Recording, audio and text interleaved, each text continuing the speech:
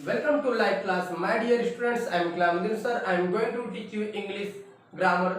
जी मेरे प्यारे बच्चों, आज जो मैं पढ़ाने जा रहा हूँ आपको बहुत बहुत अच्छा समझ में आएगा, क्योंकि इस वीडियो से पहले मैंने जो भी बताया था मुझे विश्वास है आपको बहुत अच्छा समझ में आया होगा। क्योंकि आज जो मैं पढ़ाने जा रहा हूँ बाय यूजिंग प्रेजेंट पार्टिसिपल, क्या समझेंगे? बाय यूजिंग प्रेजेंट पार्टिसिपल कैसे पहचानेंगे? बाय यूजिंग प्रेजेंट पार्टिसिपल को मैंने बहुत अच्छी तरीके से समझाए थे कि दोनों का जो सब्जेक्ट होगा हमारा क्या होगा? सेम होगा। क्या होगा बच्चों?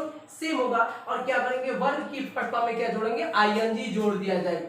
वर्ब की फर्स्ट फॉर्म में आईएनजी जोड़ देने को प्रेजेंट पार्टिसिपल के नियम से बनाया जाता है। और आज मैं पढ़ाने जा रहा हूं इसके जो एक्सेप्शन है, ये आपने समझा? एक्सेप्शन, इसको हम लिख सकते हैं बच्चों अपवाद। ओके, एक्सेप्शन माने क्या होता है बच्चों? अपवाद। जो अपवाद है उसके बारे में बताने जा रहा हूं। जैसे कि क्या दिया बच्चों?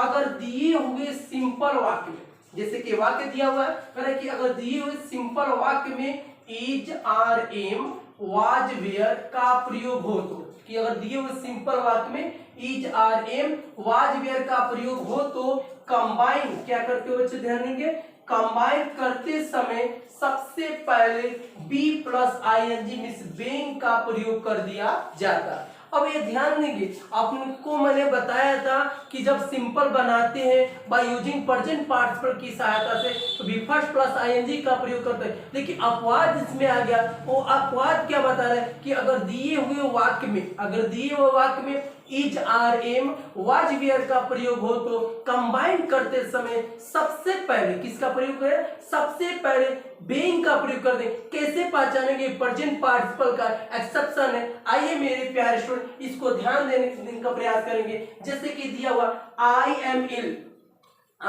इल full stop, I can not go to college, मैं बीमार हूं और मैं विद्यालय नहीं जा सकता हूं, मैं कॉलेज नहीं जा सकता हूं। तो कैसे समझेंगे? इस वाक्य में क्या दिया बच्चों? हमारा क्या दिया? ध्यान देंगे, ये दोनों का सब्जेक्ट आई तो दिया है, लेकिन इस वाक्य में क्या कर रहा है कि अगर दिए वाक्य में is are am was were का प्रयोग हो, इसमें हमारा क्या मिल गया? एम मिल गया।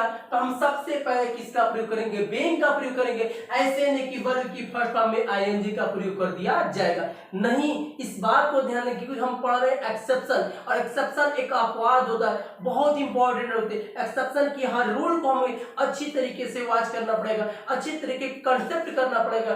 सो ही आपको बताने का प्रयास किया। सबसे पहले आप किसका प्रयोग करेंगे? बीइंग का प्रयोग करेंगे। आइए बच्चों ध्यान दें, आप लिखेंगे सबसे पहले बीइंग। ओके, इसका ऑब्जेक्ट क्या हो गया? इल, बीइंग इल।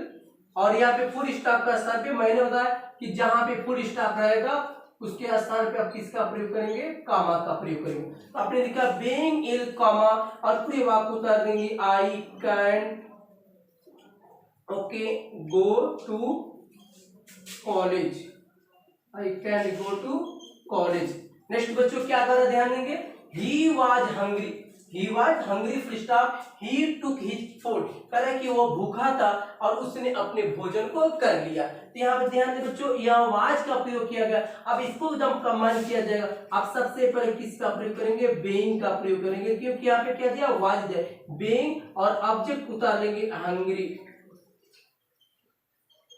Being hungry.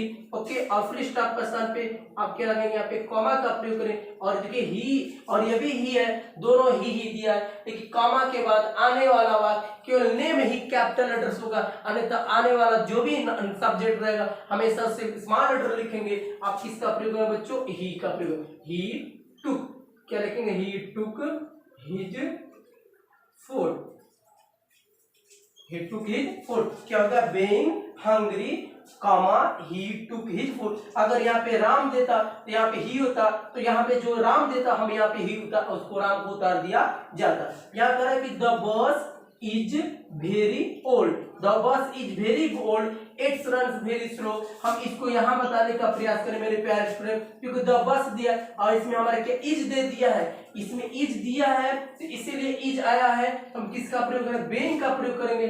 आप सबसे पहले लिखेंगे यहाँ पे बीइंग और क्या लिखेंगे? Very old, being very old और कॉमा का प्रयोग करेंगे।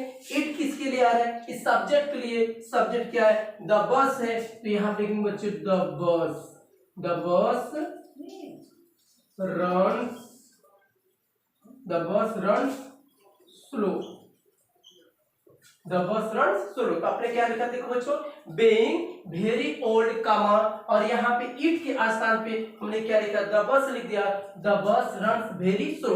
सो मेरे प्यारे स्टूडेंट, इस तरीके से आपको कितने, इस तरीके से 7 एक्सेप्शन पढ़ने, ध्यान देंगे बच्चों, 7 एक्सेप्शन पढ़ने बहुत बहुत इंपॉर्टेंट है। इस एक्सेप्शन को आपको ध्यान देना पड़ेगा, क्योंकि अधिकतर प्रकार के एग्जामिनेशन में आपको एक्सेप्शन दे देते हैं, जिसको अनेक प्रकार की आपको समस्याएं का हल करना पड़ता है। तो सो मेरे प्यारे स्टूडेंट, मैं आपको एक एक एक्सेप्शन को बताऊंगा, इसको अच्छी तरीके से वॉच करने का प्रयास करेंगे। Okay, thanks.